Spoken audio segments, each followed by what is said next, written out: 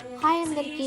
ఈరోజు పవిత్రమైన రథసప్తమి సందర్భంగా మా ఇంట్లో చేసిన సూర్య భగవాన్ పూజ, ఈ దైవిక క్షణాలను మీతో పంచుకుంటున్నాను. వీడియో అయితే చూసేయండి.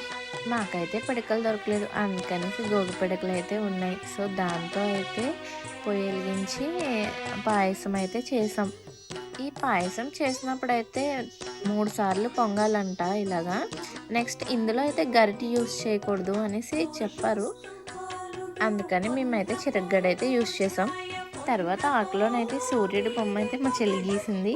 తర్వాత రథం అయితే తయారు చేసాము. చూసారా మా రథం ఎలా ఉందో కామెంట్ చేయండి. ఈ పాయసం అయితే కొంచెం మరిగిన తర్వాత, బియ్యం ఉడికిన తర్వాత ఇందులో అయితే బెల్లం వేసి బాగా అయితే కలిపాము.